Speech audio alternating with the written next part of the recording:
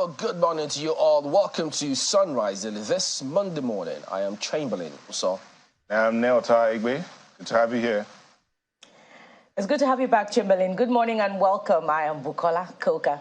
And I'm Ayo Makine. Today is September 25. It's a Monday morning, and something is supposed to happen today, according to the Trade Union Congress, who've threatened for a while now to embark on an indefinite strike and vow to ground economic activities in Lagos over the ban of the operations of its affiliate union, the Road Transport Employers Association of Nigeria, RTAN. Of course, TUC said that it's not just going to be one association, but all its affiliate unions, including Pengasan, Association of Senior Civil Servants of Nigeria, Association of Senior Staff of Banks, Insurance and Financial Institutions, among others, are expected to join the strike. This, of course, is protracted.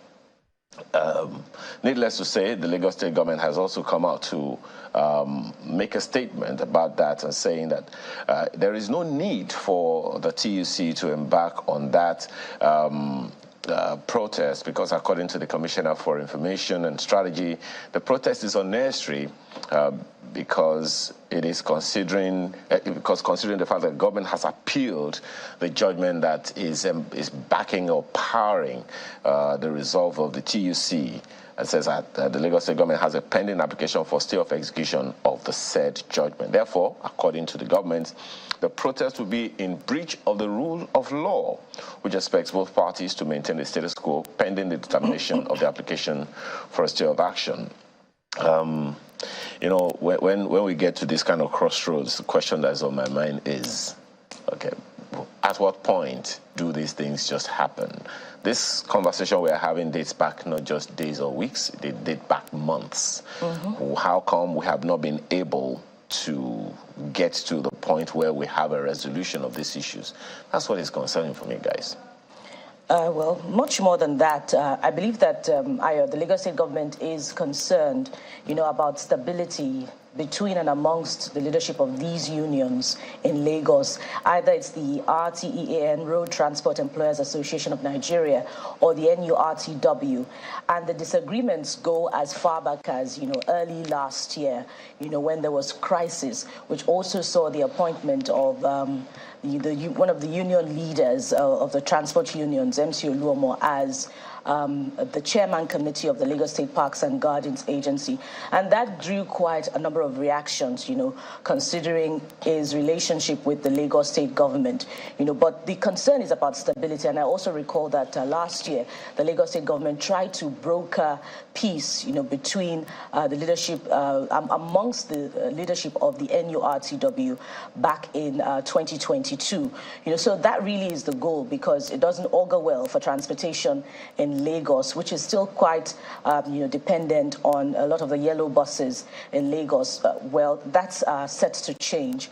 But really what's important is, the politicization of, one of the agencies in Lagos. I'm wondering, the concern for me is, what's the position of the Lagos State Parks and Gardens agencies, which is intervening, in this and saying that, look, the strike is not supposed to go on because, rightfully so, there's been an appeal. But what's the interest of the Lagos State Parks and Gardens? Is it protecting the interest of its workers, which has a right to unionize, or is it protecting the interest of the Lagos State government, which would be understandable, really? And then the TUC on the one hand, one must question its zeal to embark on a strike in Lagos, when at the national level, other matters of pressing concern about, the interest of workers following the removal of fuel subsidy, it's seem not to be as, committed to the, call for strike by the national body of the NLC. These are the questions that I would rather ask, about the interests of the bodies at the different level. Nyota and Chamberlain. Oh, well, so two things I'll say. One, the best preparation for what's going to happen tomorrow is doing your best today. So question is, did Lagos State government, or whichever government as the case may be, do its best before we are here now? Before today, did they do their best to get to this?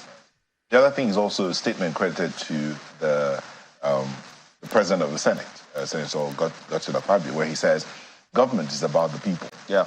Your leadership, everything you're doing is about the people. So if the people you are governing are complaining, then you need to step back a little bit. Sometimes there are two things most leaders appear to do in Nigeria. It's either they throw money at it or they throw the law at you. So the question is, how much of conversations have been had?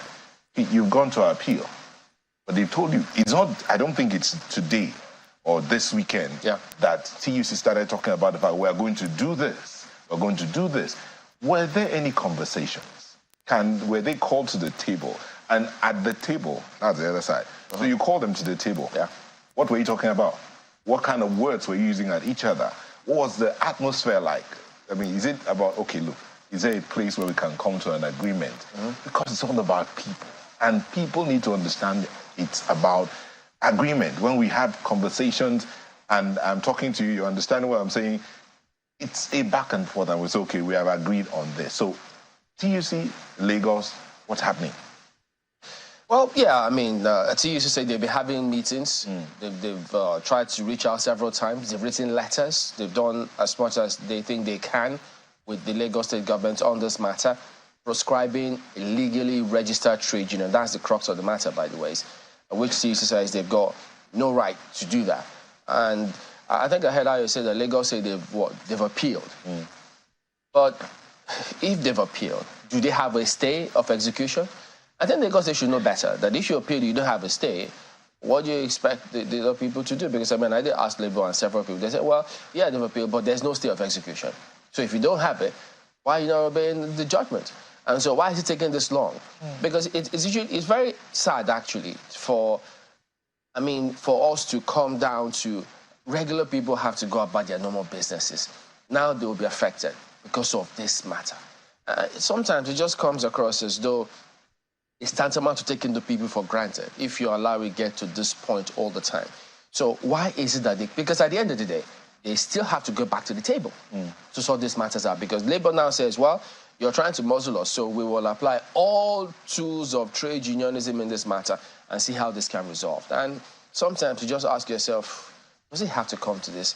The other day, NLC went to strike, so that certain people in NURT, some of those who were arrested, now they've been released, we understand, over the weekend. So this kind of matters, government need to handle them better, because it's in this same country where if government gets a judgment from industrial courts, they always will sing to high heavens about it in terms of how, whether it's ASU or trade union, should not disobey the court. So what's good for the goose is good for the gander. Nobody should be above the law. If you don't have a stay, you know that you have to do certain things. And so, who knows? Unfortunately, in Lagos now, which is the commercial capital, businesses will be affected because TUC says we're pressing on with this matter today. That's unless within the last 2-3 hours they change their mind. Who knows? Because it's just unfortunate because regular people can't afford to keep taking the hits all the time when this kind of things happen because there's several prizes which will come to as you progress anyways. But guys in Lagos, you just have to keep watch and see what it is you can do to ensure that businesses are not affected or don't get bearing the brunt of this matter. So we'll keep tabs on that one and bring them to you as we progress. But in the meantime, let's take you through some of the dailies here this morning. And we will start with Vanguard newspaper. Almost a similar matter, which we started out with here today. Labour matters. NLC battles OPS over stand on planned nationwide strike. So we clearly have not heard the last of all of this back and forth about strike or no strike. Look at the riders. NLC alleges plots to sabotage struggle on palliatives. Yeah, our favorite word yet again. Economy can't afford nationwide strike.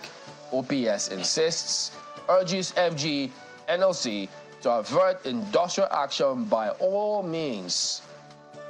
Asks FG to demonstrate good faith in keeping promises. Pro-labor CSOs urge NLC to declare indefinite strike. Pledge to support NLC in fighting for workers. And so the narrative goes again. And, oh dear, who knows? It's really sad if it's as tough as the economic situation is, yeah, we still have more challenges, more hurdles that we all have to face as a result of this one. And then look at this at the bottom strip here. Manufacturers incur heavy losses as forex crisis, inflation bites harder. Guys, the exchange naira to the dollar over the weekend was alarming. In the other window, it seems to have crossed that 1,005 dreaded per dollar. The dreaded 1,000 naira. It's crossed, right? Oh, boy. As at Saturday, Monday was about 1,005. Wow. So what now? What now? Why? What? I mean, sometimes you just don't know what questions to ask anymore after you've gone through this time and again. But who knows, with the new CBN governor, yes, what magic is he going to perform? He's got a magic. If we're not manufacturing, if companies are closing down and leaving the country. So, what exactly? Well, I'd like to be wrong on this one, but of course we're optimistic and hopeful, but you know that that's not a strategy. They've got to come up with way more than that to ensure that they arrest this decline of things going south, as it were. And as though we're not taking enough hits, kidnap in Zamfara. Rescue remaining female varsity students. Tinubu orders security agencies grappling with security matters yet again. So there you go. That's Vanguard this morning. Well, as they say, it rains before it pours. And maybe the new CBN governor has an ace up his sleeve that he's yet to reveal. Hopeful. I have here The Guardian, and they start out with despite 2.8 trillion naira subsidy, power averages 3,000 megawatts in 10 years. Woo. That's where they start from. I remember last week we had the collapse of the grids a couple of times. We'll go to page 6 and you see a breakdown, more detail. Where is the Minister of Power? What is he doing? What's his plan? Do you know? Can somebody tell me? Okay, so Chamberlain, there is a Minister of Power. There are commissioners of power in some states, and some states have started putting out the legal backings for their venture into the power sector. So hopefully this might change in a couple of months. But how prepared? Because I look at all that government say they want to do, how they want to implement this and that. Can we take off if we don't have steady power supply? Can we? There is no investment, no industrialization without power. And the power is not just all manner of... Shouldn't it be on the front pages all over the media telling Nigerians what he wants to do with that sector? What? Did he go to Anga with the president? Is he back in the country? What are his plans? Calm down. He's just been... Some of you guys tell me. He's just been... Are you booking... Chamberlain, he has just been appointed. Has he called any one of you guys? He's trying to find his feet. How many weeks down the line? He's getting briefs. And as I said, they are... He's getting what? They are commissioners of power. Chamberlain, calm down. They are commissioners of power. Listen, remember, the president said, don't pity me on this job. No, we're not. So no minister has an excuse. None of them. None of them will or should. It will not be acceptable by anybody. No. Okay. All right. So they have to do something. No PT. Please come out, Minister of Power, commissioners of power. Let us know what you're planning to do with the power sector. Please stand up. Speak up. Real quick. But let's move on real quick. So you see the breakdown, how much costs 2.8 trillion electricity subsidies between 2015 and 2023. So that subsidy hasn't been removed, I guess, if we're having this, according to the Guardian here. Do you know some people have increased the price of diesel in this Abuja? Yes, indeed. Quietly? Yes, indeed. Oh, boy. But come, it's supposed to be a deregulated market, so I hear you. They can change their prices as they please. Yes, sir. But then, when will the refineries kick in? That's a story for another day. But let's move. Paris Climate Agreement, Nigeria and the hypocrisies of polluter countries. Climate change, it's a serious matter, and we need to do something real quick about that. But Chamberlain, say this, oil theft, Navy arrest 8 vessels laden with diesel in rivers. You know what someone asked me? I said, look, why why is it that they keep arresting these people, keep burning them? Refineries are not working. What's going on with this? Can't we find a way to make these things work? My concern, Chamberlain, is not just about that they're arresting and burning.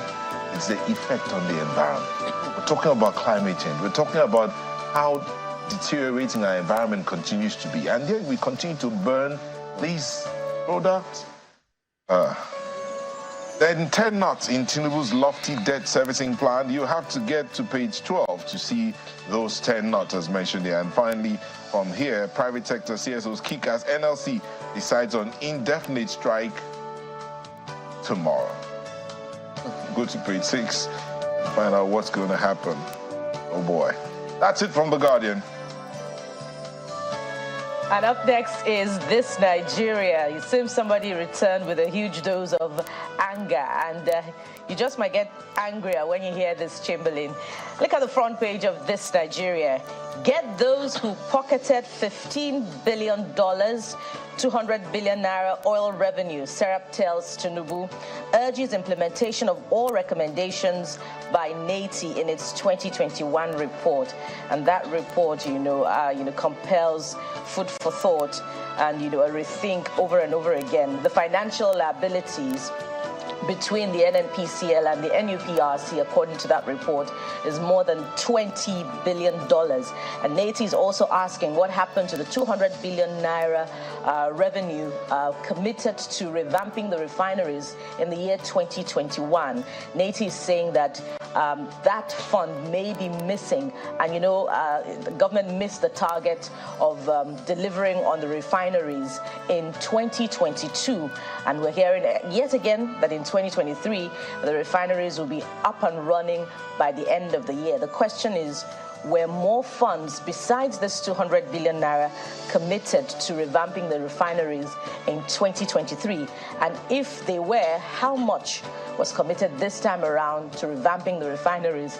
And over the years, Ayo, how much has been committed to revamping the refineries in total? I think you already assigned who should respond to this. So Chamberlain, take your pen and paper and make the notes that you need to make. Oh dear. Because I just choose to be optimistic, Popola. I just choose. Regardless of the circumstances, I just choose, right? Because if you look at, we deal with these issues every day in the media. So if you allow these issues to get to you, you would lose every sense of hope in getting anything done in the country and for the country. Every one of us, we're chipping in our bits for nation building one way or the other. The question that Serap is asking here is actually quite tenable, and I'm hoping that someone will be able to respond to them. Interesting. And, we must hold the new Minister of Petroleum, State, Oil and Gas, Senator Heineken Lokobri, by his word. He says the Port Harcourt refinery will be ready by the end of the year. So it's just 2 months to the end of the year. So what's happening? What's the status report as at today?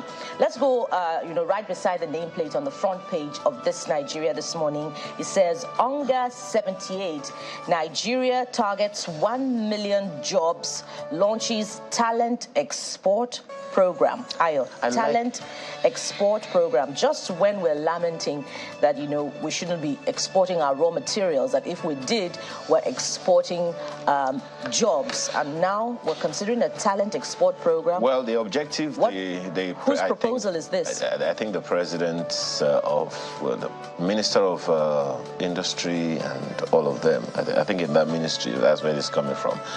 The back end to this, of course, the details you find on the inside pages. Page 26 to be precise. But one of the things that we understand is that it's an attempt by the federal government to shore up its inflow of forex into the country, that if we export, these talents, we'll get something in return. I'm hoping that there is some structure around it, because already we have been exporting our talents. Absolutely. Our artists continue to shut down the O2 in the UK, and any stadium or any event facility worth its salt all over the world. The Burna Boys of this world, the Davidos of this world, the Wizkids of this world, they shut down the Ashakes of this world. They shut down these venues packing them full with tens of thousands of people. How much of that is coming back to Nigeria? Secondly, I think it's in the second year running that the awards, the headies has held outside of the country. How much of the revenue from that is come back to Nigeria in terms of hard currency? So it will be interesting to find out what the structures are that will help this program. Laudable as and it it sounds. is exactly for these reasons that you have, brilliantly marshaled out, that I'm wondering if this is well thought out, because we're still, agitating over the consequences of the brain drain in Nigeria. Well, to be fair, in the medical sector and in other sectors. To be fair, and we're beginning to see in the education sector as well. To be fair, from time to time, I think it's the Ministry of Finance or someone, informs us from time to time how much is repatriated back to Nigeria from diasporans, Nigerians in diaspora. All of that works, and I think this is part of the structure. The only question that I continue to ask is, I hope there are structures around it, and I hope, as you said, it has been well thought out, because the opportunities are there for us to bring this forex into the country, but what are the structures to ensure that people do that? Well, I think it's something for the new CBN governor to think about. One more story before we exit this Nigeria this morning, and it's at the bottom strip. FCTA revokes 22 fresh plots, gives 90 days to 189 others to regularize titles. And now this may be a follow-up to the big one from last week, where a number of prominent Nigerians, politically exposed persons, had their land allocations revoked. If you're interested, it's a page 11 read. Let's leave it there for this Nigeria. The Leadership newspaper tends to hint at some of the issues you raised, Chamberlain and Nelta. On the front page of the Leadership, you have that one. You were asking what the commissioners of states that have electricity laws are doing. Well, how about the ones in charge of the environment? Despite warning, states caught unprepared for flood. That story is on page 4 of the Leadership newspaper, and look at the graphics on the front page. Benue, Niger designate 37 centers as IDP camps. Katsina, Kebbi, Lagos, Plateau record 15 deaths and 33,983 Nigerians affected in 10 states. That's according to NEMA. So how about that? We saw it coming, and all the agencies in charge of our environment pointed at this, and we still have this. Question is why? That's the Leadership, the lead story of the Leadership newspaper. But right above that main story, rumpus in civil service over new tenure system. Find that on page 7. Is there someone doing something to ensure that civil service is more effective? Question. Right above the nameplate, tribunal save Kano from chaos. Islamic clerics warn, and Tinubu orders rescue of abducted female varsity students.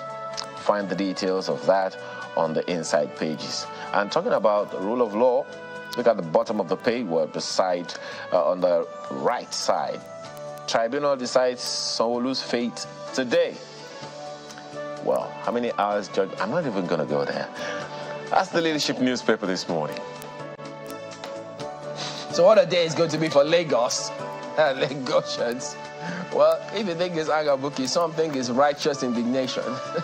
But people think it's different things. So I don't know which Nigerian is happy about power sector in this country. If you are, Buki, then I have to ask you again. And I wonder which country you're living in. Look at New Telegraph this morning. ACF laments Zamfara female students' abduction. Says it's one too many. Warns of effects. What? Oh, I think it's typo. Warns of, probably the thing say, warns of effects on girl child education, not effects. Asks FG to rejig security architecture, strategize on combating insecurity. Tinubu orders students rescue. Says no justification for kidnap. So, there you go. And then above that list story, it's obvious. FG still subsidizing fuel ascribed to Atiku. Power Ministry to validate national grids capacity. So you see, I'm not the only one thinking about that. So they're also there. I mean, it's here for everyone to see. So if they're still subsidizing fuel, guys, so what's the hoopla about the removal of subsidy? Was it? I think government might have to respond to this if they still are subsidizing fuel. So what's all that about subsidy removal, which has plunged us into what we are now, 620 naira per litre in some parts of Abuja and more. Darkness around the petroleum industry in Nigeria will need more than the power sector to light it up. Let there be light. And as they say, there was light. Hopefully light will come real quick. But let's see what the Abuja Inquirer has here. And start out with that matter. Ground rent, CBN, police, IBB golf course to top debtors list. So FCTA or FCDA, I don't know which one of them is going to have to go collecting this. The CBN, the police, IBB Golf Club, top debtors list. What happens if they don't pay within the timeline? Well, let's see if the hurricane will sweep through. But so far, Wiki recovers 1.9 billion naira of 34 billion naira owed. Revokes additional 25 plots. That's different from the 189 others that are getting 3 months grace to build. Build or forget it in 3 months. Is it possible to finish building in 3 months? Or is it just for them to start the construction process? Wow. Well, that's the lead story. Who knows if Inquirer will follow through on this story and see what's going to happen. I hope Abuja Inquirer will keep tabs on this. Because this paper is about Abuja, so let's see if they can keep us abreast, and we will be keeping tabs on this as well. Hear this one again about Abuja. Will demolish, arrest violators of Abuja Master Plan, Development Control, page 5. And yet last week someone mentioned that the villa was not part of the master plan. Whoa, so would they go in that direction? Someone mentioned it. I didn't say it's me, but let's see. It said that we will demolish. But I do know that master plans are amended once. Wait. Are you saying there going to be the villa is not part of the master plan? I did not say. Little bird, someone mentioned. I didn't say. FCT will reply you. Well, let's hope that it will be clarified. Let's get some clarifications on all of this. But above the nameplate, that's the last one. NDLEA seizes large cache of drugs in Abuja. NDLEA is not relenting. And I guess the drug dealers are not relenting as well. That's it from the Abuja Inquirer. And up next this morning is Daily Independent. Well, just some counsel for you guys. Be careful about the land you purchase in Abuja. Hurricane Wiki may just come after you. That's just an aside. Daily Independent is up next this morning, and it leads with something quite compelling. It says, new acting CBN governor deputy's assumption of office wrong.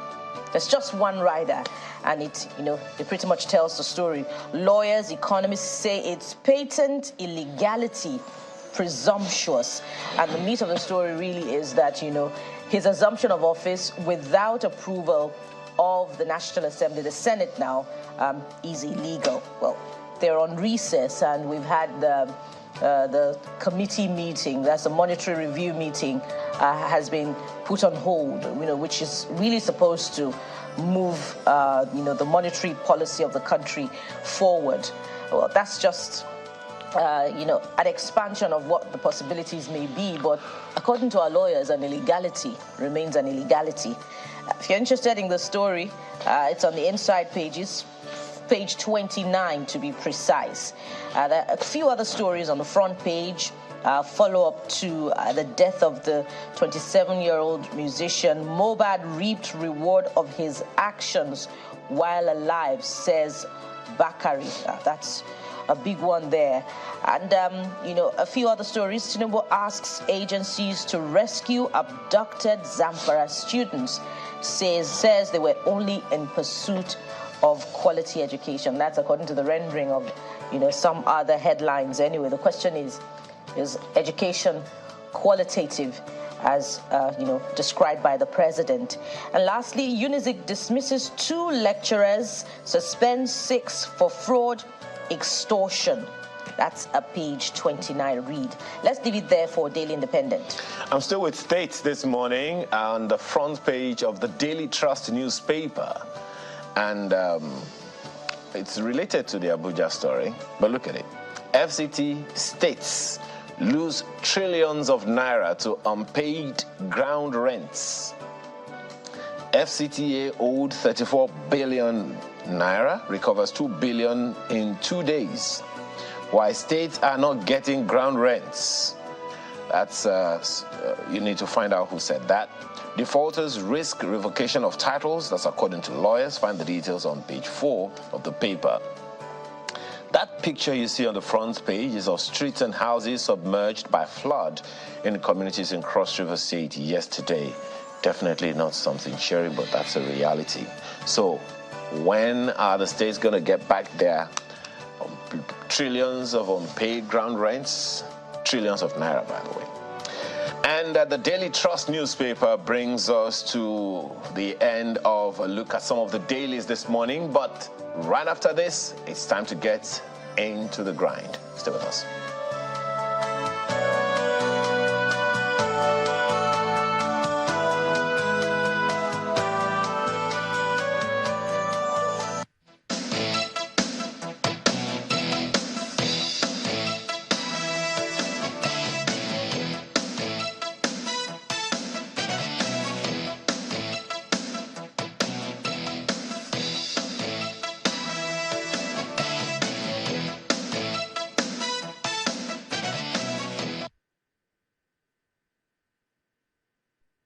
We are here not to talk politics. We are here to present a future to you. A future of a country that is so rich, endowed, and highly populated, very dynamic, unique in its culture, unique in our tradition, unique in our ethnicity. A country we determine that we make our prosperity possible if only we use that God-given opportunity of diversity for prosperity of Nigerians. We're sure to do that. We're not poor in knowledge. We are not poor in human resources. We are not poor in capital resources. We're only poor in management and leadership.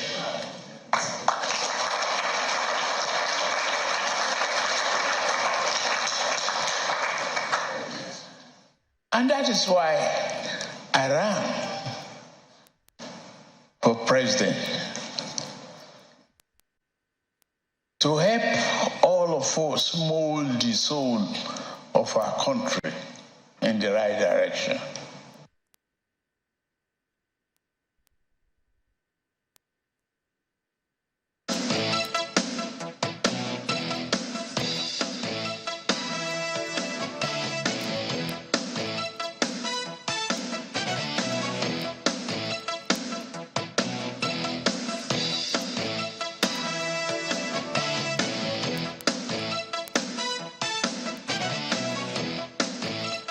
Yes, indeed, Dr. Sam Adeyemi, strategic leadership consultant, joins us now. I know you may be wondering, are we talking about the same person?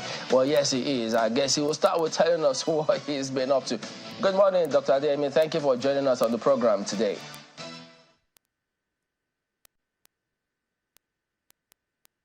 Good morning, Chamberlain, and thank you for having me on the program today. Yes, indeed, and we appreciate your keeping up very in the wee hours of the morning for this particular interview. Perhaps we should start by telling us, I mean, yes, we know day start, but what have you been up to lately?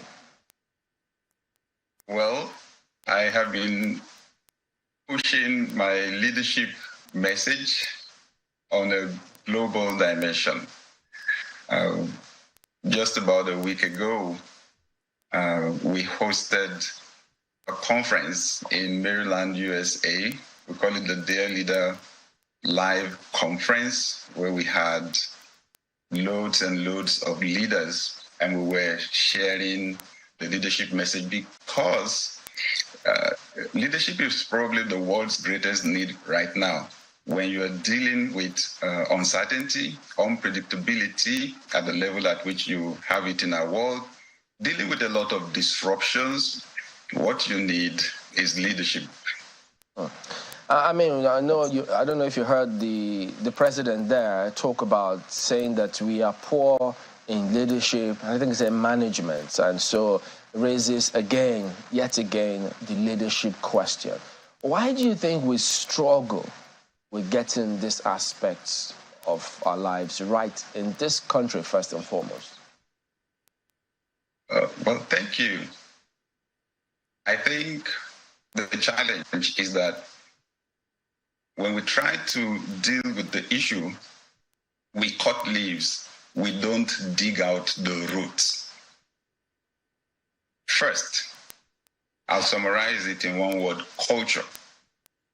Experts tell us now that culture will eat your strategy for lunch. As a consultant, one major thing that can be frustrating is for you to advise your clients. We consultants do that a lot. We submit reports. But we've come to find out that most of the time, organizations and even nations are unable to use the advice that we give. Because while the leader may be excited about the prospect of change, when they get to the point where they really want to execute the change, then they confront culture. Let me simplify it. Why do many people make New Year resolutions and they eventually find out 2 or 3 weeks into the new year that they are back to their old selves? Habits. What habit is to the individual is exactly what culture is to a group, organization, or nation. Before long, we're back to our default ways of thinking and ways of behavior, and they frustrate any attempt for us to create change. It's the same thing for us when it comes to leadership. We have a leadership culture in Africa. And it's not only Africa. All over the world, you have leadership culture. It's different. But for Africa, it's peculiar. And my hypothesis is that our original leadership culture is built on the monarchical structure of government, right? So you find out that in that system, the leader is superior to the people that are being led. The leader is powerful, and the follower is almost powerless, almost a slave. In fact, I come from the Yoruba culture. And when I look at the words that we use in leadership, everything revolves around the power of the king. We call the market Oja Oba. We call the farm Okuoba. Even government, we call it Ijo Oba. Okay, so the king's farm, the king's market, and government is the king's assembly. So until we restructure that in our mindsets, you will find out in our families, in our businesses, even in government, and interestingly, even our religious institutions, it's that structure of government where the leader is superior to the one being led. And as long as that is there, management of resources becomes a problem, because the people at the top who are so powerful use that power, usually political power, to channel economic resources to benefit themselves and those close to them. So we are unable to make optimum use of our resources. That's what management is about. Optimum use of resources. The most valuable resources of any country, most valuable assets are human beings. And when it comes to that, we're also underusing the potential in human lives. In 2015, when we hosted you, you also said cultural approach to leadership is a problem in Nigeria. And I know you've interacted with several people over there, so I'm just wondering, several questions in my head about this. I mean, how deep-rooted is this? Just language affected? Because here, when they recruit persons, for instance, in leadership, in politics, for instance, they say they're looking for the best people. Some of them have trainings overseas. They come back here, but we're still grappling with some challenges here. So does that suggest that we're not making any progress whatsoever? Well, the indices are there for us to see. You were speaking earlier from the news about the exchange rate of the naira to the dollar, that it's crossed the threshold of 1,000 naira to the dollar. Yeah. And I remember that just 25 years ago, 1998, the naira was 22 naira, if I'm correct, 22 naira to the dollar. So it's continuous depreciation. Nations compete for resources against other nations. We're not doing well. We're incapable of doing so. That's why we need to deal with the culture. We are not addressing it yet. In fact, when you need to change people's mindsets, change behavior so that you can get the results that you need, that exactly is when you need leadership. So you ask, who really is addressing the leadership problem? It's good we have elections, right? But winning an election does not make you a good leader. It gives you the opportunity to lead. Where are we learning to lead, really? Is leadership in the curriculum in our schools yet? How many leadership schools do we have? Those of us that occupy leadership positions, how many books have we read on leadership? How many trainings have we attended on leadership? Where have we served as apprentices? So we really need to address leadership development. I'll tell you what makes it different, maybe in a climate like the United States, for example. When you're in primary school or secondary school, they're already teaching you leadership. You don't teach a kid that much theory on leadership. It's practicals.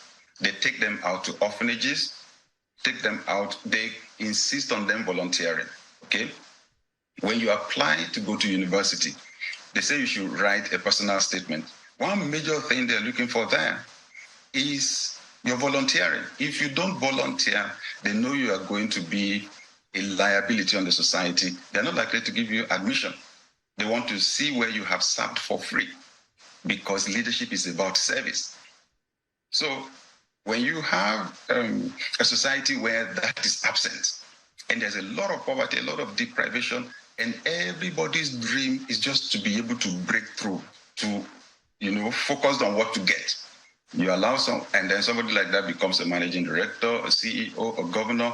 It doesn't matter. The major preoccupation will be consuming resources. So I'm saying that at a national level, we need to act with urgency, or else we just keep thinking it won't get worse. But here we are. This new political, right? If I may come in here, Nels out here. I was going to ask you the question of differentiating leadership from management, but you kind of like struck it when you said winning an election doesn't make you a leader. Because in the president's statement, it says Nigeria is not poor in resources. Nigeria is blessed all around. But the question is leadership and management, which some will say they are two different sides of the same coin. So at what point, how do we manage this? Well, management, again, is optimum use of resources. Now, some resources are tangible, some are intangible. Resources include money, resources include equipment, it includes property, right? And then people. The leadership side focuses mainly on people. Everything rises and falls on the quality of people, right? Management ensures efficiency, right? That you're getting the most value out of the resources you have. You're using the least money to get the most results, the least number of people, the least equipment, the least amount of time to get your best resources. Leadership, on the other hand, like I said, focuses more on people and is more strategic. Stephen R. Covey described it this way. in his book, The 7 Habits of Highly Effective People. If you have to cut a bush, the manager is the one that ensures that he measures out, or he or she measures out the portions of grass to cut, gives each person the tool to use, make sure they're sharp, comes back to make sure that you cut the correct height of the grass. He said leadership is for someone to find the tallest tree in that bush and to climb it to the top to even be sure we're cutting the right bush in the first place. So that's why leadership needs to come first, because it's the one that has the widest view and actually considers the future, helps us to take a position now so that we can get the best results we can get for the future. We need leadership desperately. Okay, so in our climb now, we've had people come into different positions. You talked about the structure we have, which is the monarchical structure, so to speak. And it looks as if they're not ready to budge from that position of I'm in charge, everybody else falls under, to even give room for the eggheads that have been brought in to do the bit they need to do. Again, I ask the question, how do we move from this? How? Who would even listen and bail the cat so that we can move forward? Because we're kind of like in a circle, going around the same circle, the same mountain over and over again. How do we move? Thank you. We seem to be in a conundrum, honestly. And we are amazing people. Understand it better, because it's like if everybody in the community is sick or everybody in the family is sick, everybody knows everybody is sick, right? But you need a doctor to help you diagnose what the problem is so that we can prescribe the right medicine. So if this sickness is not going away, maybe we've not even been able to diagnose what the real problem is. Who is supposed to create the solution? So when you are dealing with culture, it's not only about the people occupying position, it's about the whole society. It's about the whole country, right? So first, the definition of leadership has shifted. It's not just about occupying a position. Leadership is the ability to influence one or more people to achieve a goal. Once you bring the definition down to influence, then you realize leadership happens at all levels. All of us are into leadership. If you ever persuaded your friend to go with you to buy sweets, you led your friend, right? So we should not discount the influence of parents, the influence of teachers in schools, the influence of bosses in the office, the influence of even friends, right? So leadership is influence. Secondly, leadership is a set of skills, character qualities and skills. They can be learned. This was what changed my own life. I never thought that I had leadership capacity until an elderly reverend gentleman in my church gave me a book to read, the first book ever I would read on leadership, Christian Leadership by Donald S. Altman. And the most important thing I took from the book was the argument of the author that those old ideas that few people are born to lead, everybody else is born to follow, as much as they were pushed by powerful philosophers like Socrates, and so on, he said they have expired. Everyone has the ability to lead. He listed the qualities of leaders. When I looked at them, I had some of them. Then he said the ones you don't have, you can cultivate. My call, therefore, is to all of us. This idea of, abandoning the responsibility for influence to people that occupy positions. No, nobody is going to empower others. It is possible to do so. The people in the Middle East are doing it with monarchical systems because they have empathy for their citizens. They are ready to empower them. But in our own culture, especially on our continent, we've not seen it happen yet, which means we then need all of us to develop our leadership capacity. When we do it, we will hold leaders accountable. Remember, in the monarchical system, accountability is very weak. In Yoruba culture, we call our king Kabiyosi. Nobody can hold you accountable to do anything. Now that's misery, loaded, raised to power 1,000. We need to hold leaders accountable. That's what you're supposed to do in the democracy, because all of us are equal, from president to citizen. So these are the places where we need to begin to shift the ideas. And waiting for a governor or president to do that may not pay us on the long run. All of us actually need to do it. That's why I'm here. Well, Dr. Adeyemi, it's interesting that you touched on the monarchical system in the Middle East, because that's the question I was going to ask you first. Because in the Middle East, just as you mentioned, they have monarchical systems that work for them. I don't know whether they were ever under any kind of colonialism or anything. Maybe that is why they always had their own system. What is it, if there is anything, that can be compared to their own monarchical system that works for them and our own that seems to not be working for us? Add that to the fact that now we have put democracy in the mix. Well, thank you so much. You know, we want to practice democracy, but we don't have a foundation to build it on.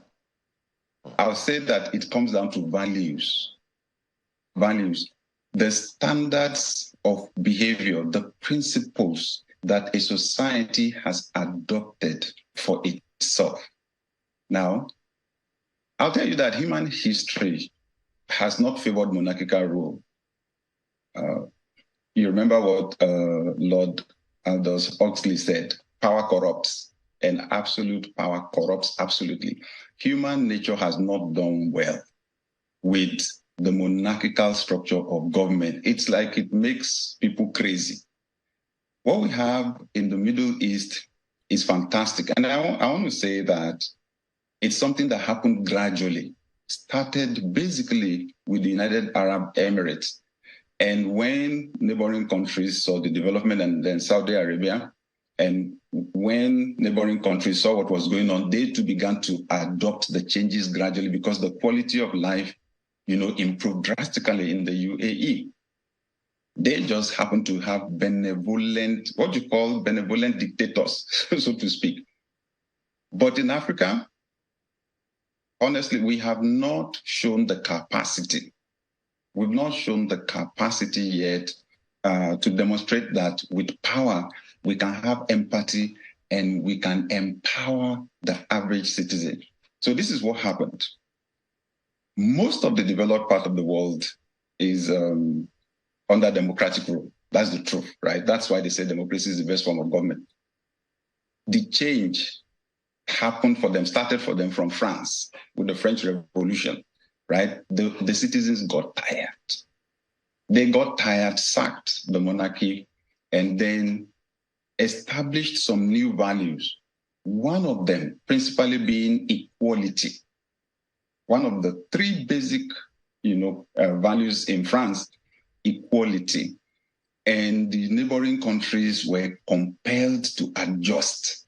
The United States then started on a brand new note altogether, and you will notice we adjudge all these truths to be self-evident, that all men are created equal. That's the foundation the US was built on.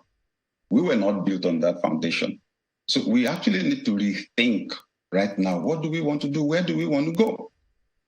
Where do we want to go from here? What are our values, right? What are our values? We have values in our national anthem. We have values in our national pledge, but we wrote them because countries are supposed to have national anthem and national pledge. They really don't guide our behavior. We have love there. We have honesty, other beautiful values. So I would say it comes down to values.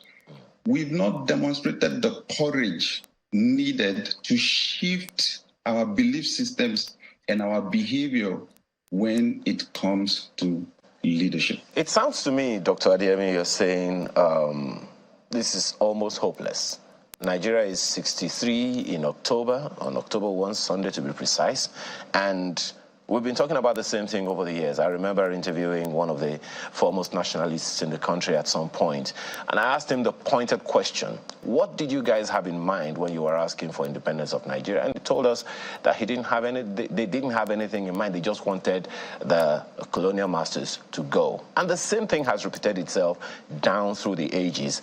We just wanted the military to go, the military left, and then now we're struggling with democracy and all of those things. So the question that I want to ask you then is, there can be no leadership without vision.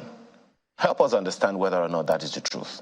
If that is the truth, who bears the cart in terms of channeling or coming up with a vision for the country?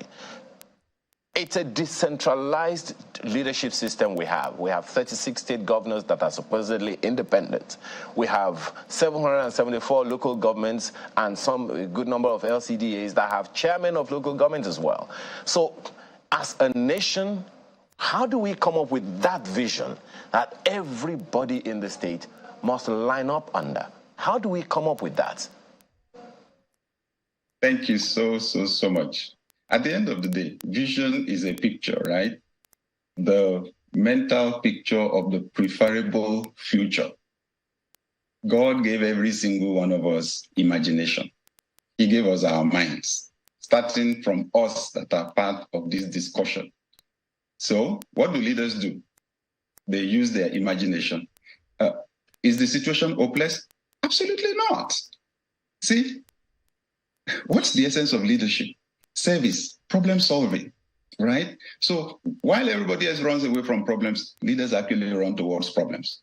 That's my call to every Nigerian today. Let's run towards our problems. Let's run towards this issue. Leaders leverage challenges to unleash creativity, not only theirs, but the creativity of everybody else. So I'm calling right now to everyone that is a part of this discussion. Use your imagination right now. What's the vision supposed to be? Let's have a picture of a developed Nigeria. Simple. Why are young Nigerians shipping out to other parts of the world? Where are they shipping out to?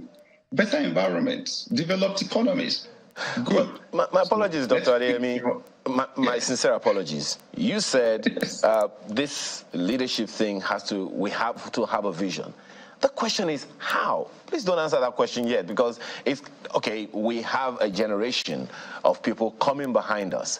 You, Dr. Additional, and a number of people are saying young people are not liabilities, they are assets. But then, as we all know, it seems that everyone is disillusioned. Who will come up with the vision that they will line up behind? That's the question that you would answer, please, when we return from this break. Do stay with us.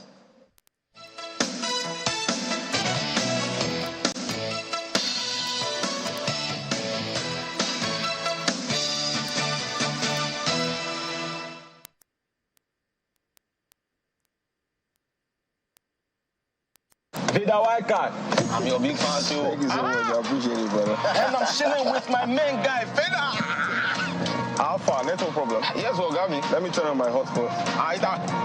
See, when you're on 9 confirmed from 9 Mobile, you get a super gift of 1,000 naira just for joining the network. 900% bonus on every recharge. 100% data bonus for 6 months and double data bonus on your first recharge of the month. Get a new SIM or dial *1 400# now. 9 Mobile. Discover Lipton's flavorful and balanced taste. We pick fine quality tea leaves from selected tea gardens around the world. Give you Lipton Yellow Label's flavorful and balanced taste in every sip.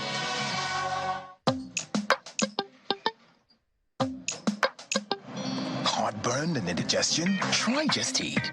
My recommendation for the past 26 years, Just Eat. Reliable remedy for heartburn, indigestion, flatulence, and acidity.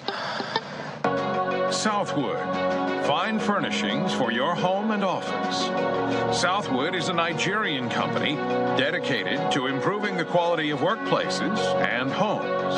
Our space planning and craftsmanship allows you to create a highly customized and comfortable office environment for hardworking and busy executives. Southwood solutions are perfect for today's flexible work cultures. Teamwork, transparency, collaboration. A well-designed and comfortable work environment is proven to increase productivity and morale. Our elegant home furnishings provide the ultimate in comfort and quality. Southwood, furnishings that shape your world. Visit us today at southwoodnigeria.com. Email us at furniture@southwoodnigeria.com or call 0700-FURNITURE. Politicians make lofty campaign promises, but do they really fulfill them? Are you worried about the quality of governance? Do you know how to hold your public officers and politicians accountable? As a Nigerian, do you even know your rights? Many questions begging for answers, but don't you worry. We've got you covered. We bring you Democracy 101 in 5, your reliable and easy-to-digest guide on citizens' rights, government responsibilities, rule of law, holding government accountable, and all things democracy. Democracy is more than elections. The real essence of democracy is what plays out after the elections. Democracy is about making government work for you. Watch Democracy 101 every weekday at 7:55 p.m. and Sundays at 8:55 p.m. on Channels Television. Democracy 101 in 5 is an initiative of Yaga Africa with support of the UK Foreign and Commonwealth Development Office, FCDO.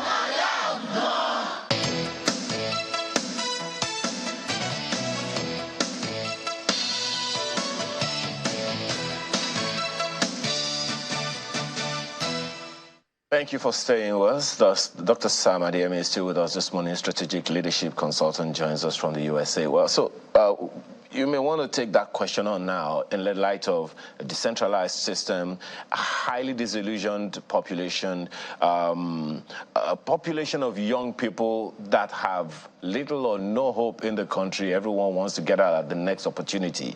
How do we come up with a vision that everyone, particularly young people, the largest demography in the country, would buy into and carry on by themselves?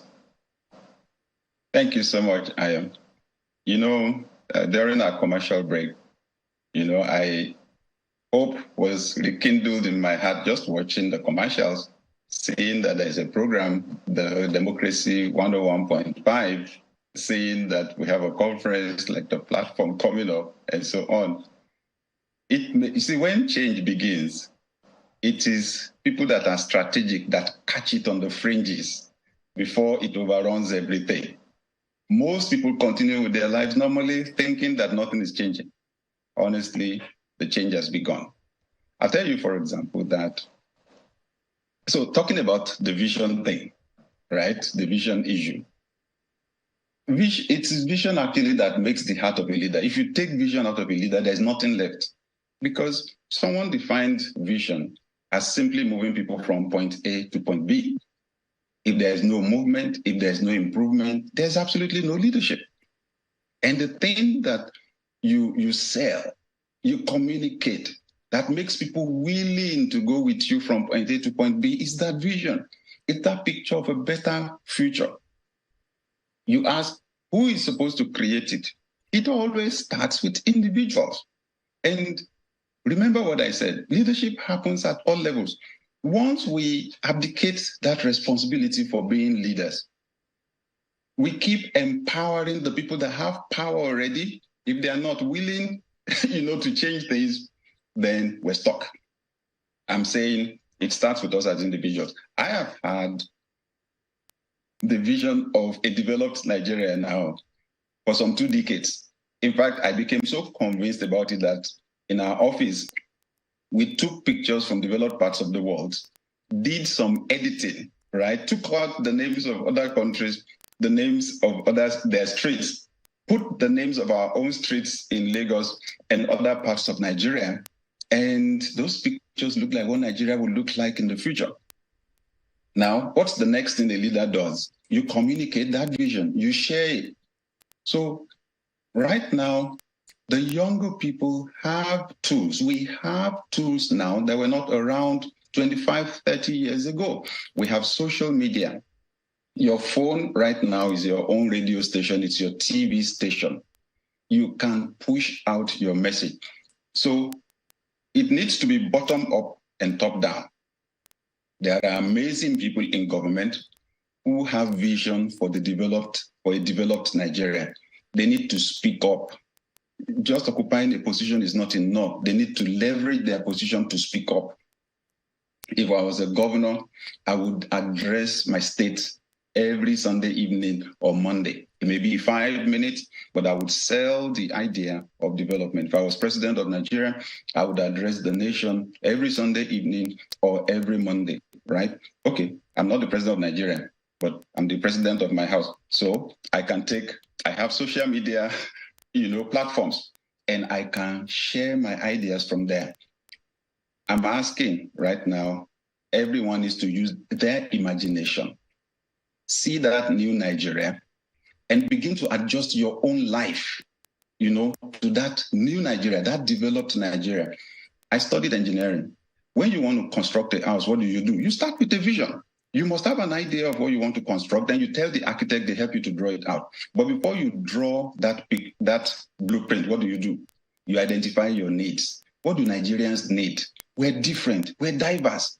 So we need to provide for, we need to accommodate everybody's interest in creating that developed Nigeria. I would say at the level of government, we need to have that national discussion. That's the starting point, right? As individuals, we need to hold those pictures of a developed Nigeria, and then we need to come together. If we will ask the current administration at all levels, nothing else, the one thing we need to ask for is that discussion. We need to agree on where Nigeria is going. If somebody tells me, I want my life to change, I want my finances to change, the first question I will ask them, who do you want to become? And you need to have a benchmark. Have somebody who is achieving something close to it already that you will benchmark against. Who do we want to become as Nigerians? That's a big question right now, and we need to all discuss that. Pastor Sam, you make it sound so simple, and many Nigerians listening to you will wonder, yet, why is it so difficult? Bukola here, good morning, sir. I'd like to look at it from a more expansive point of view, bearing Africa in mind. And, junta leader in Guinea had cause to address the UN General Assembly just days ago. And here's what he said to world leaders unabashedly. He said, Africa is suffering from a governance model that has been imposed on it, a model that is good and effective to the West, but is difficult to adapt to our realities, our customs, and environment. It is time to stop lecturing us and stop treating us with condescension like children, he said, adding that Africans were mature enough to design their own models of governance. And, I'd like to know what your deductions from this, are, bearing in mind also, part of the groundswell of support that is trailing coups in the western belt of Africa, saying that, Africa is better off with benevolent dictators like, the Rwandan president and, others reminiscent of Thomas Sankara in Burkina Faso. How do you weigh in on this, Pastor Sam? Thank you so much, Bukola. Now, those submissions are fantastic. I agree with them to the extent that the people in the western part of the world don't really understand African culture. I said earlier on, leadership is moving people from point A to point B. If my point A is not your point A, you actually don't know where I'm supposed to start from. You won't be able to design the path for me to get to point B. That's if that's really your desire. The average person in the Western world does not know what it means to have power cut 10 hours, 12 hours, 20 hours a day. They have no idea what it means to go down to the river to use buckets to fetch water on your head. They have no idea. They have no idea. When they say shower, it's really shower. In our own part of the world in Africa, the way most people have shower is you fetch the water in a bucket, you scoop it with a bowl, you pour the water on your head. That's your shower. So they honestly cannot design solutions for us because they don't even understand where we're coming from. However, when it comes to solutions, you spoke about the coups and the military coups, and that takes me back to the issue of culture. I'll point out one thing. In Africa, whether it is military, monarchy, democracy, or even theocracy, is the same result. I'm not excited about the coups, simply because, not because I hate the military or everybody keeps saying, oh, democracy is the best form of government. No, I don't go with all those mantras. That's why I went to school to study leadership. The underlying thing that undergirds everything is that culture where leaders are not accountable, where the person that is leading is too powerful for you to control. It doesn't work with human nature. So we need to create our own solution. Again, I tell you that from a leadership perspective, problems are not problems. They are opportunities.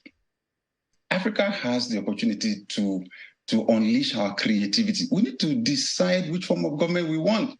Right now, we're having a mix of democracy and theocracy. Democracy and monarchy, right? We're adding military in the mix now.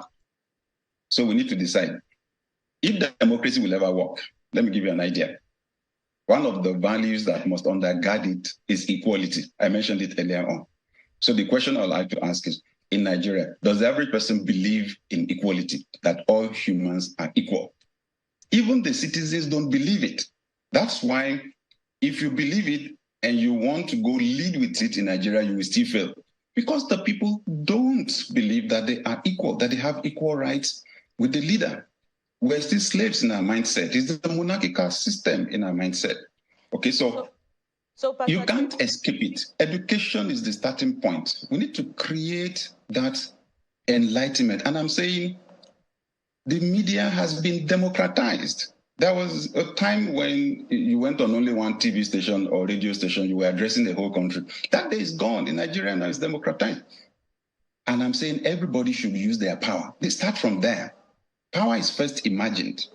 The more you use it, the more it expands. Sitting down, complaining, moaning, and feeling powerless will never change anybody's situation, right? Run against the problem. Use your imagination, use your creativity. Control what you can control. Don't focus on what you can't control. The little bit of control you have, your own imagination. Once I started believing that it was possible to live a better life, when I started seeing myself, who do you want to become? I defined it. I caught pictures from magazines, stuck them on the wall in my bedroom to shift my thinking, to see a new me. My life started changing.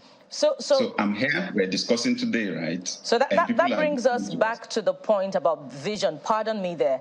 So bearing in mind all of those cultural impediments that you've talked about, our traditional monarchical system of government, in fact, our fault lines, when we come down home to Nigeria, do you see that vision that is being driven by the new administration?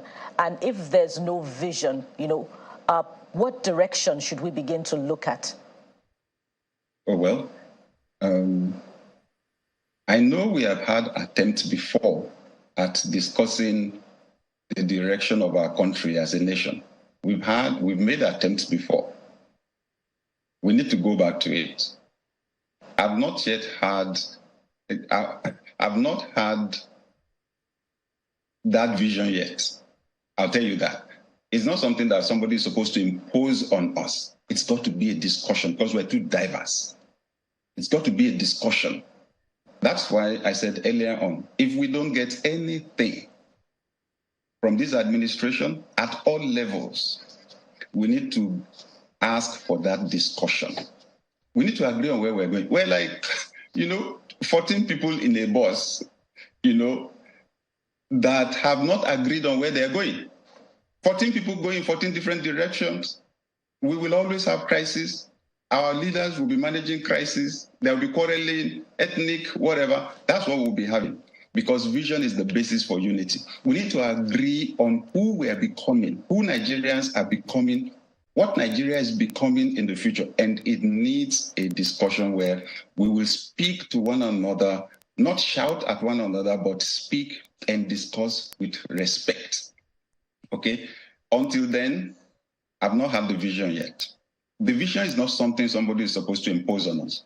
The vision is something that we need to discuss.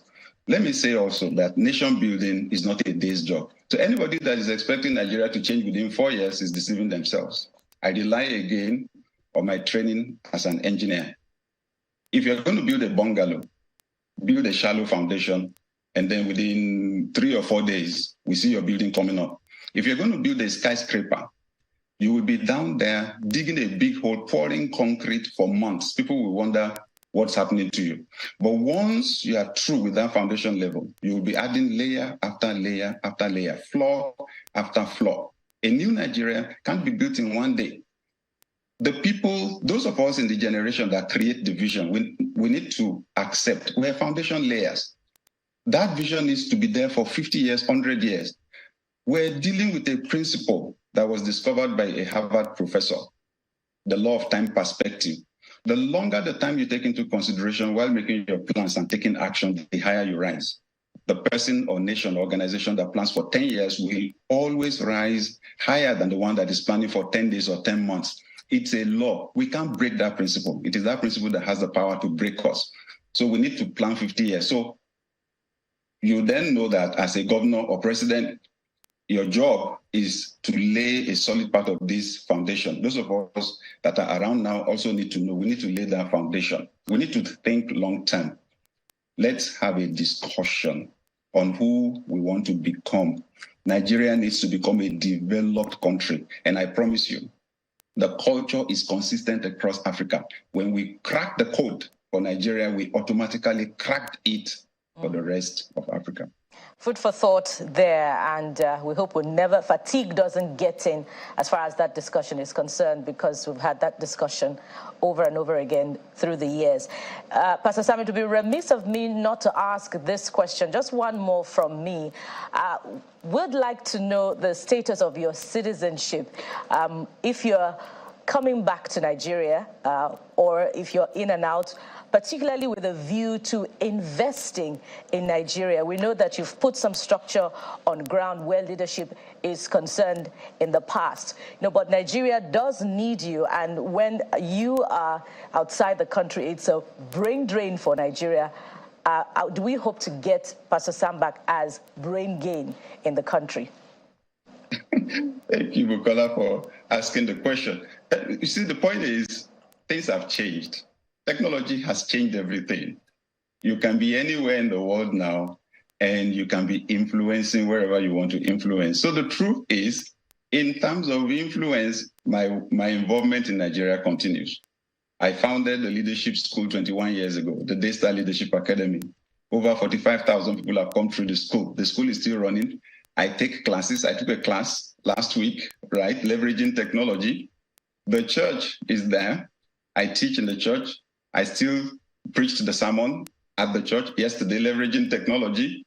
I am part of the School of Politics, Policy and Governance, founded by Dr. Obi Ezekwesili. I take my classes. I'm part of the faculty. There's a new leadership school that just founded. I'm part of everything. So I am still fully involved in Nigeria. I'm passionate about Nigeria. I will always be a Nigerian.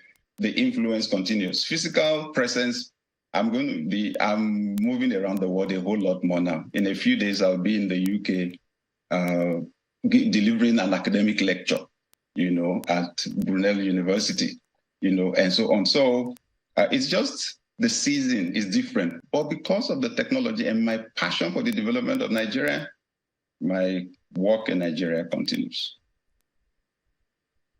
Dr. Adeyemi, well, the thing is, because you're such a busy person, anytime we have you like this, we want to throw in all the questions we can throw in at you, hoping that you get to answer all of them. And I know you're smiling right now.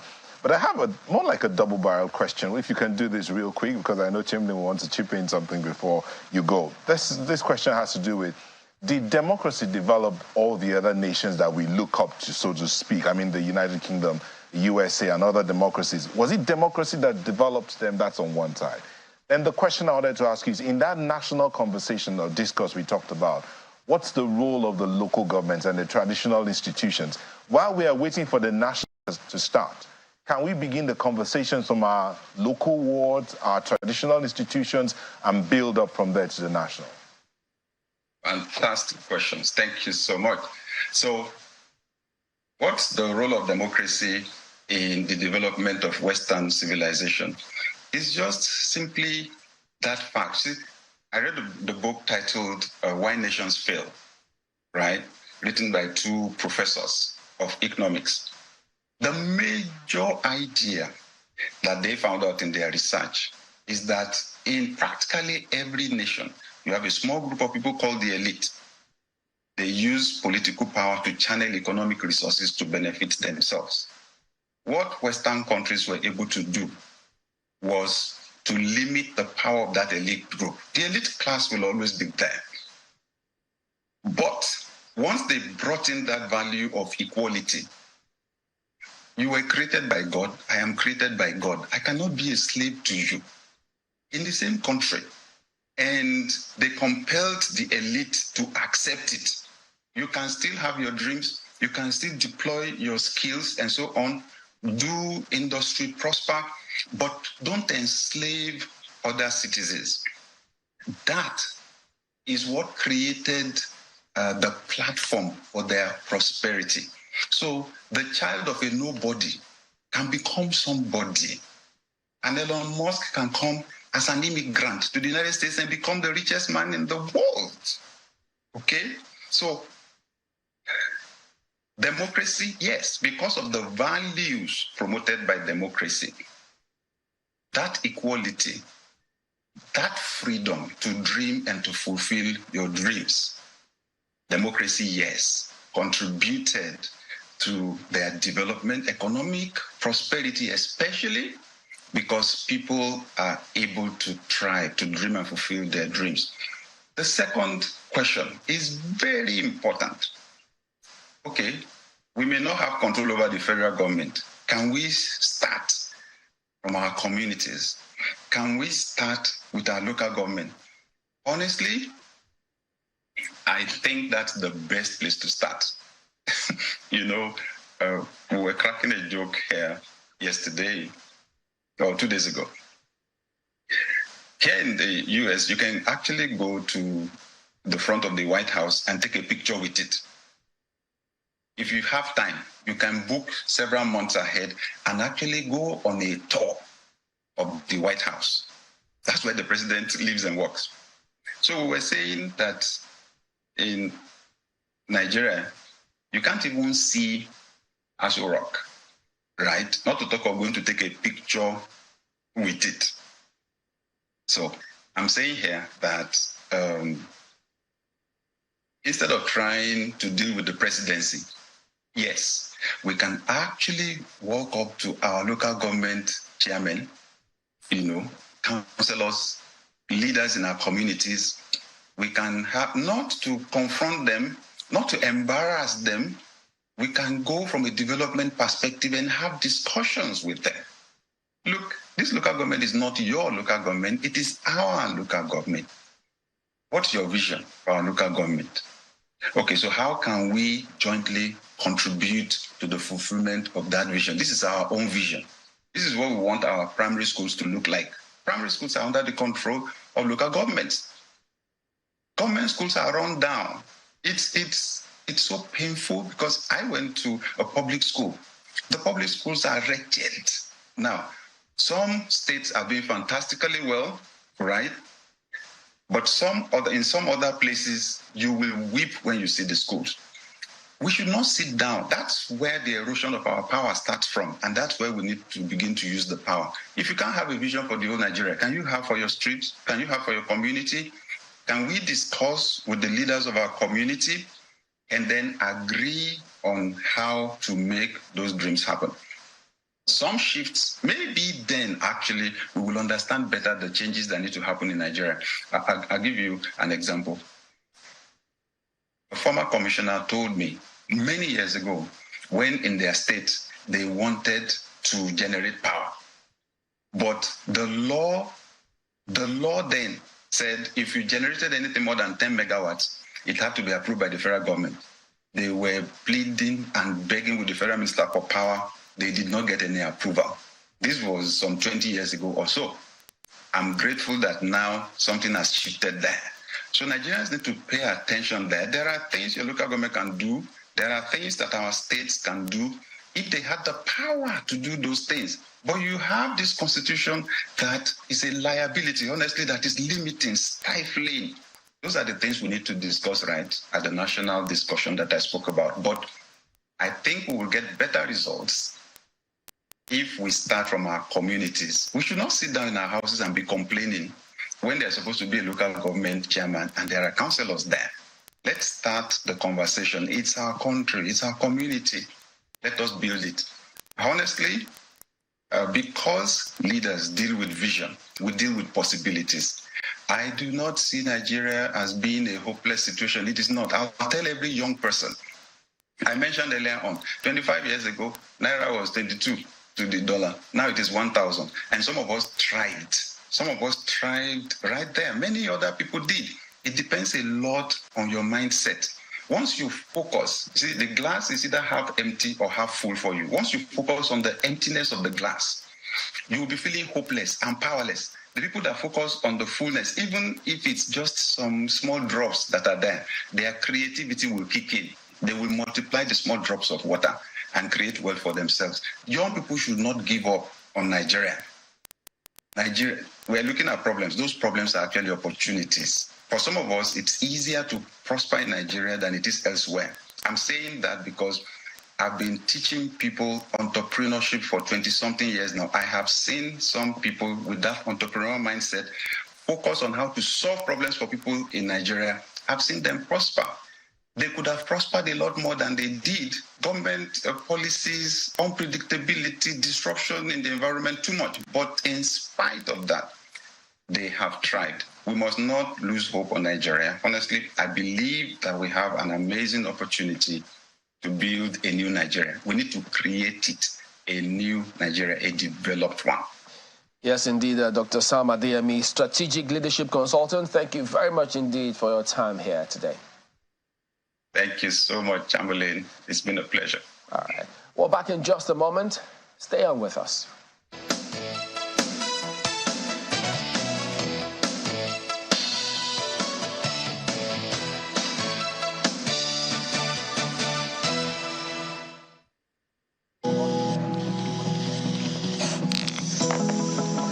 Confidence that only comes from knowing you are fully sorted, to show up for you just when you need a hand. And when retirement comes with all its worries and storms, to ensure we will stand by you and give you the coverage that you deserve. Make the perfect choice. Choose PAL Pensions today. PAL Pensions, your pal for life.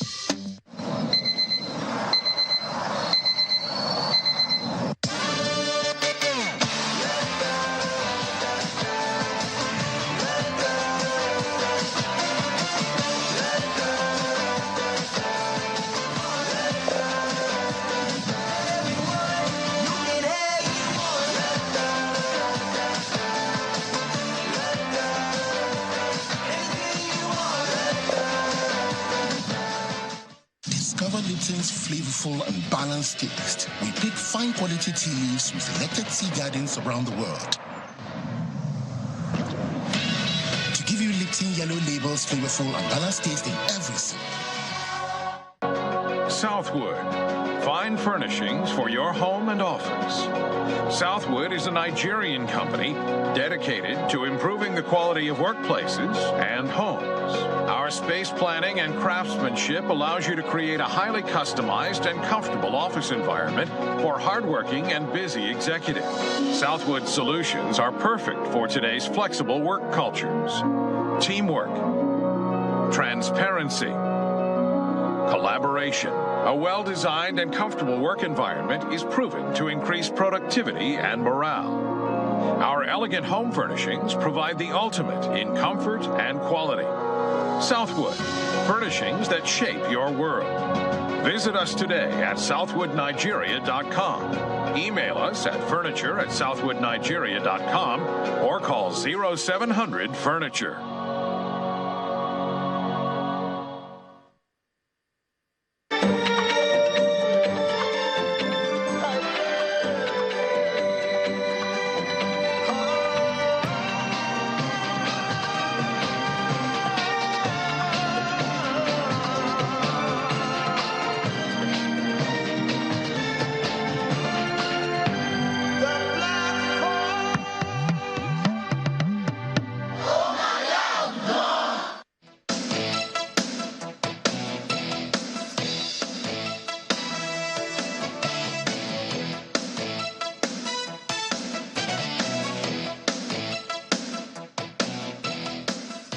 Welcome back to Sunrise Daily. Well, as you've seen there, Mr. Muhammad Abubakar joins us. He's a former governor of Bauchi State. He's a senior advocate of Nigeria and two-time Attorney General of Bauchi State. Good morning, sir. Thank you for coming on today. Good morning. Thank you very much. It's been a while. What have you been up to ever since you left government? I've been practicing law. Oh, okay. Judiciary. Well, and incidentally, there's a lot of focus on judiciary in yes, terms of whether or not it is indeed the last hope of the common man, because as you know, many have not been happy with judgments coming through, not just Supreme Court now, but almost across board. I mean, is this strange? Is it a strange phenomenon for you? Well, the attitude and the commentaries are strange to me. But the happenings in the judiciary are not strange for the fact that in most cases, people do not even begin to understand what the judiciary is about, particularly with the advent of social media. We have a lot of commentators out there that do not begin to understand what law is about or how litigations take place. You see, every case is about the pleadings. The pleadings are what the plaintiff has taken to the court that he wants to be done for him, and the counters, the answers by the other party. So everything is about that, and then the evidence that is adduced before the judge or before the court, depending upon which court. So it is based on that and the pleadings and the evidence that courts churn out their judgments. So to a lot of people, judgments may look strange, but that is because they do not know what has been placed before the judges. Are they not also predicated on precedents and principles of law? Yes. But that's what some people think, that it is inconsistent the way some of those judgments come. Well, the inferior courts are bound to apply judgments of superior courts, you know.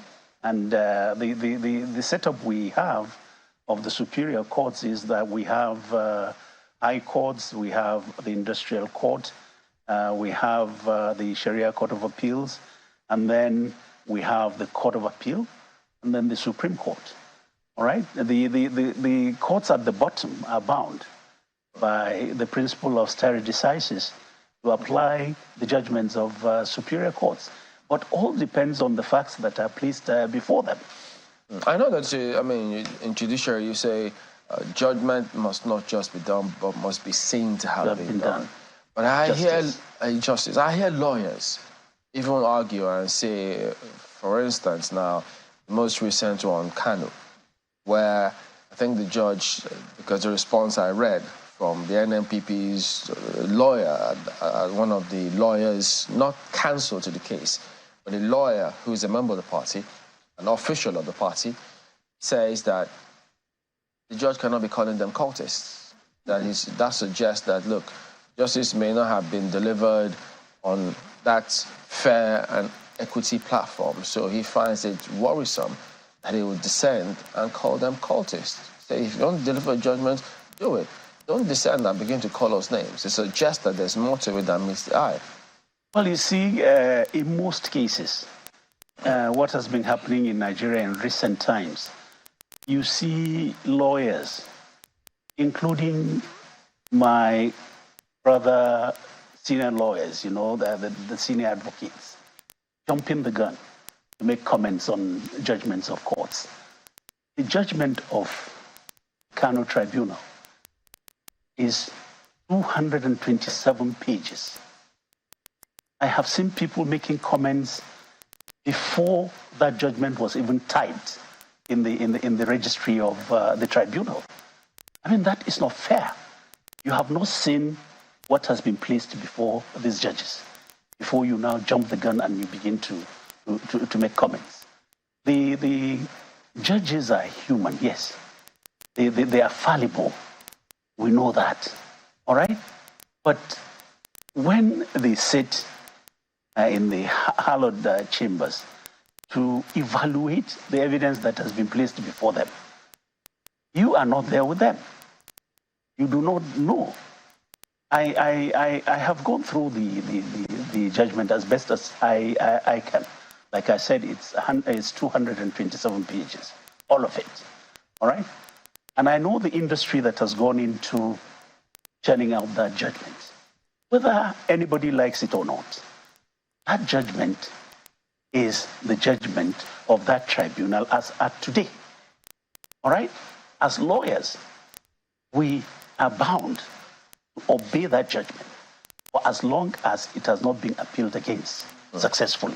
My colleagues may have more questions for you on that matter, but let me ask you this. As a former governor, we know that recently the government did approve 5 billion naira for states for palliatives, of which 2 billion has been released to the states.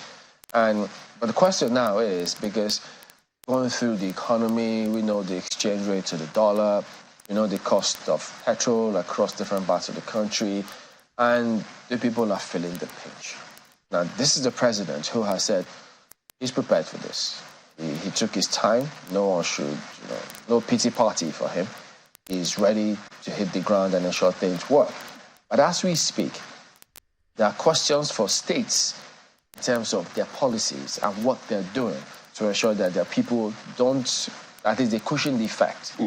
What is it that is, why is it always difficult, if I could use that word, for states to actually come up with policies that will impact their people positively? Because if they were, there won't be so much attention on the center. Well,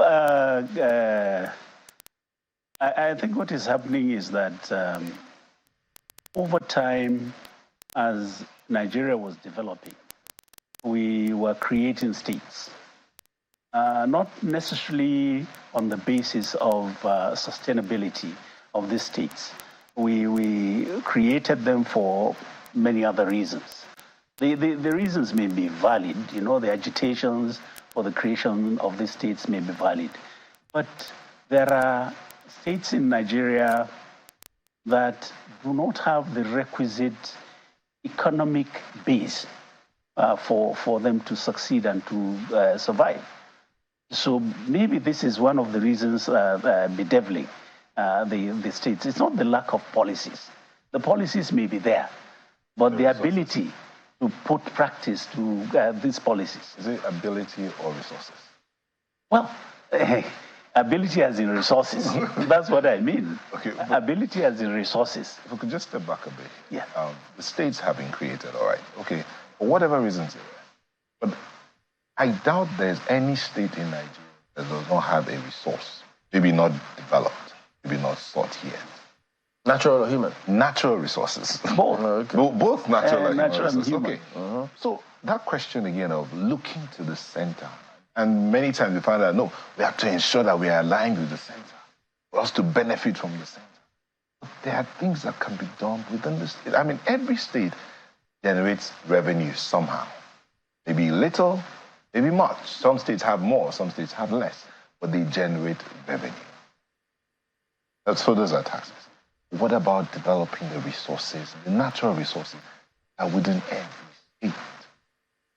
Now, some might say, it's the government that owns all the natural resources beneath the federal government. The federal government. But there are licenses the federal government gives to states to mine these resources. So how are they not going in that direction? We go back to availability of resources. A lot of, for example, the state I govern, we have a lot of mineral resources. But mining these mineral resources, even if you're able to get the license from the federal government, you need the resources to do that. And you will discover that at the end of the month, after we have made the pilgrimage to Abuja for the FAC, all right, and we get back home, and we were able to now pay salaries and pay pension. What remains may not even be able to take care of what they call in government mandatories. Mandatories are, example, feeding of school children in the boarding secondary schools. Mandatories are buying diesels and buying drugs in hospitals. Mandatories are providing potable water for the citizen. The mandatories are paying for power that you are utilizing. So for you to be able to even take care of those, in most cases, you are unable to do that. But I hear you, I understand that. But what I don't understand is, for elections, we see the way the campaigns go. 10 different people vie for the slot, right from party primaries to the main election itself. They all say we want to lead. We want to change the state. We want to bring down Dubai. We will turn this state to Dubai. And then they get in there, not even one industry. Some of them spend 8 years, not one industry works when they leave office as governors. You can't even see them publish their budget for these states. The National Assembly can't hold them accountable. If people ask questions there, sometimes they arrest the people. So you ask yourself, so what was all that about then if at the end of the day, they'll be filled with excuses? Well, I think there are certain basics that we need to address. Nigeria at 63. Yeah. There are two ills that may appear very, very simple everyday issues that we haven't been able to take care of in the 63 years of independence of Nigeria. And that is the scourge of illiteracy and poverty. Unless we're able to take care of those, there are so many things that will not go right. Democracy itself will not go right. I have learned that the hard way. You go out during election with a sachet of clean or Omo. You are able to sway a voter to vote one way or the other. It's not because that voter wants to do that, but because of illiteracy, he doesn't even understand the meaning of that one vote that he has. It could change things. Because of poverty, maybe if he's able or she is able to eke out 1 meal in a day, she doesn't have anything remaining, or he doesn't have anything remaining to be able to afford a sachet of clean or sachet of Omo. So that makes that sachet of clean or Omo very, very important to that person. So unless we're able to conquer that, it's an uphill task for us. Let's go to Lagos. Thank you, Chamberlain. Mr. Bubakar, you know, the question Nyota asked is very, very instructive and causes need for reflection. You've talked about, you know, lack of resources being the limitation to investing in the development of natural resources, which is very, very important for the development of the subnationals. But I wonder if that is a tenable reason when you consider, you know, the amount that politicians spend on election petitions, when you consider the amount that politicians spend on their electioneering campaigns. Look at the Electoral Act, for instance, and see the ceiling that has been set by the, electoral umpire for the spending on presidential election, for the spending on governorship election, you know, and when you also consider that state governors have access to, you know, an undetermined sum called security vote. So is it really tenable that subnationals do not have enough to develop their natural resources, which has the great potential to transform the regions of this country? Well, to be very honest with you, when it comes time for politicking, a lot of resources is spent. But if you compare the resources, what states require to first and foremost run the states, you know, because you see, we're operating a system of government where you have 3 defined arms of government. And these 3 defined arms of government have to be run properly. You have to fund them to run. And then you have to pay salaries of workers. So the amount of money spent in electioneering and the amount of money spent during election petitions is pittance compared to what is spent on a monthly basis to sustain a government in Nigeria. Maybe the solution is to look again at the system of government we are operating. Maybe it's too expensive for us. If there is an alternative system of government, we may do well to look towards that. I wonder if that is the only solution. Perhaps we'll need more accountability, to look into the spendings on campaigns and election petitions. But to other... I agree. But to other matters now, particularly when it has to do with the economy, the president has been, making pitches, presentations to the international community about, the potential that Nigeria has for investment, saying that Nigeria is not poor and Nigeria has an abundance of natural resources. And the investment will go to the subnationals. But I wonder if you're also thinking about how confident that investors would be in the economy of the country when you consider the continuing weakening of the naira against the dollar. The question that may be asked is, can the CBN guarantee, the investment of these investors, considering the weak naira against the dollar? You see, it's. I think to me, it's the question of which comes first, the chicken or the egg.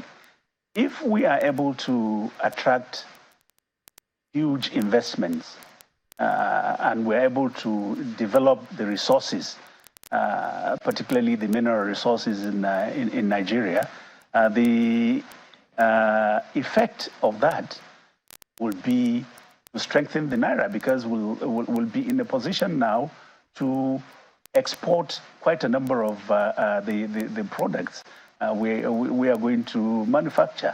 So I think if the investments come, it's a good sign that there's a sign of light at the end of the tunnel economically. In Nigeria. Hello? Would you invest in the Nigerian currency? Were you an international investor? You do not invest in the currency. You invest in the country. You invest in the resources. And whoever comes to invest, they must have done their homework. If they agree to come and invest, be sure that they have done their homework. They know they are going to get return for whatever they are going to invest in this country. And the multiplier effect is that the naira will be strengthened. Because right now, we are a consumer nation. That is what is causing the problem for the naira, basically. We do not produce and export anything. We import everything, including toothpick. So this is the basic problem. I'm looking at a report now that is listing the natural resources in Bauchi State, and I'm wowed. At a glance now, I'm seeing about 20 natural resources, mineral resources deposited under the ground in Bauchi State. And the question on my mind is, having been governor, how difficult is it for the state governments and the federal government to collaborate to mine or to explore some of these mineral resources for the development of the state, as my colleague has asked?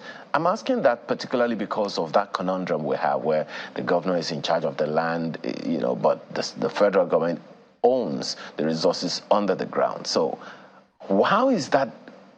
Don't you think there should be some kind of collaboration that will make it possible for the states to explore these resources, to develop themselves, and repatriate some funds back to the federal government? Well, unfortunately, so far, what we do is to only pay lip service to this collaboration between the federal government and the subnationals in the development of the resources of these subnationals. For example, when I took over in 2015, I inherited a moribund company that was incorporated purposely to develop the mineral resources in my state. When I called the MD of the company, I asked him how many licenses we had.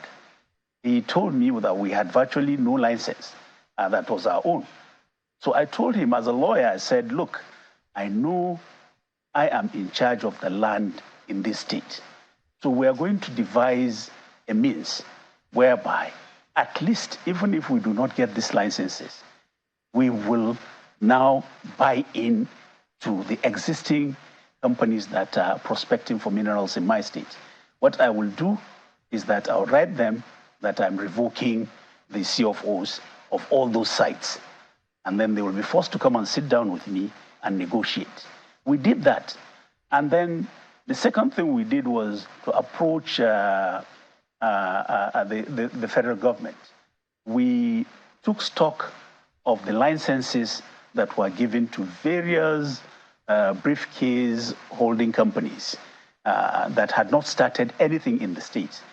We now reported all this to the federal government, the mining cadastre, and some of these licenses were revoked, and then we applied for these licenses to be given to us.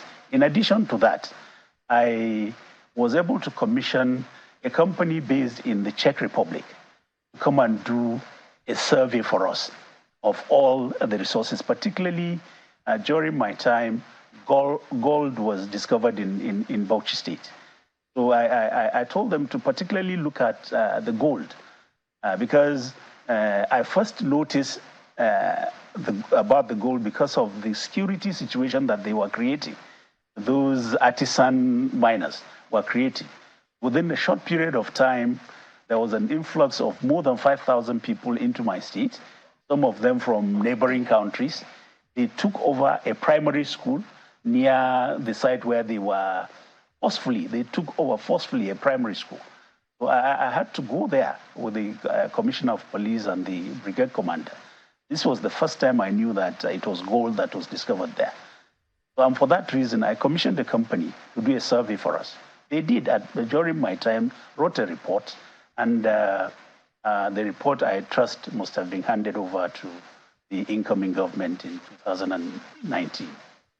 Well, there are many areas that we're not able to touch because we press for time, but I think we'll have to schedule some other time because several things that lots of people want to understand about how do we move the country forward. Because I don't know anyone, any Nigerian who doesn't want this country to move forward. So we'll have to find time to schedule another session with you so that we can explore those matters and more to contribute to our quota to see how we can develop the country. But we have to thank you for coming on this one, sir. Thank you very much. Mr. I'll be ready anytime. Absolutely. Mr. Muhammad Abubakar is a former governor of Bauchi State. He's a senior advocate of Nigeria and two-time attorney general. So he's got a lot for us to talk about when next he comes in. But before we go today, let's read out some messages that you have sent in.